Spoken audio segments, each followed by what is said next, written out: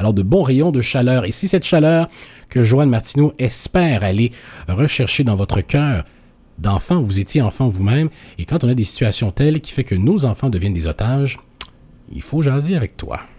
Oui, bon midi à tous. Ça vient me toucher parce que je suis témoin près de moi et dans mon bureau d'enfants où les parents ont fait un choix, ne s'aiment plus d'amour, mais gardent le lien parental. Ça, c'est éternel, c'est à vie. Et on met fin à une relation. On met fin à une relation pour différentes raisons. L'amour n'y est plus, ou les défauts prennent plus de place que le positif pour mille et une raisons.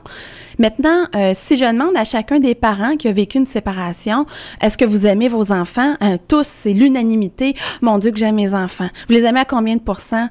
C'est inestimable. Voilà.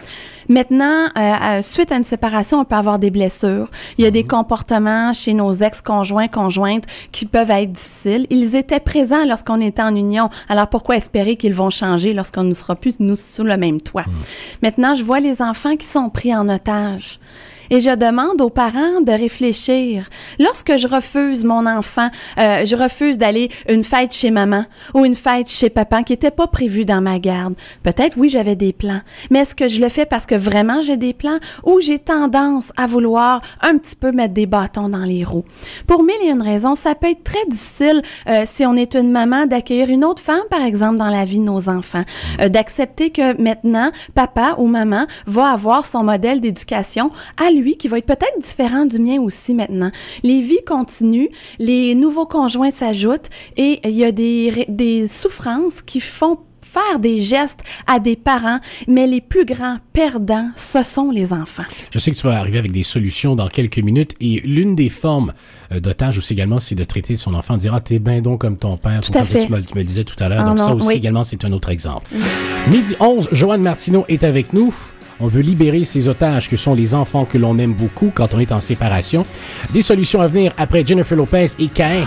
Je me demande comment ça s'est passé, son divorce avec Marc Anthony. Jennifer Lopez ont eu des jumeaux notamment parce que, en fait, ce que Joanne Martineau nous explique, pourquoi faire de nos enfants des otages quand il y a une séparation dans le couple, utiliser les enfants un peu comme arme ou même comme bouclier, mais il y a des solutions. Puis là, juste peut-être pour donner des exemples, si vous venez de vous joindre à nous, tantôt tu parlais de l'exemple de refuser une sortie à un enfant, même si on n'avait pas nécessairement de plan, mais peut-être parce qu'on voulait faire envoyer une petite pointe à l'autre conjoint, Alex. Oui, tout à fait. C'est un exemple.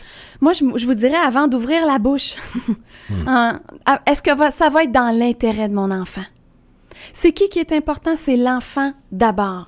Alors, est-ce que le geste que je vais faire, la permission que je vais refuser, le retard que je vais exagérer pour mettre l'ex dans le pétrin, est-ce que c'est dans l'intérêt de mon enfant? Oui ou non? Votre enfant revient, tout enfant qui se promène de chez papa, maman, tôt ou tard, ils font des crises de larmes, vont même nous menacer, je vais retourner chez papa, je vais retourner chez maman. Je vois des parents qui tirent la couverte de leur bord.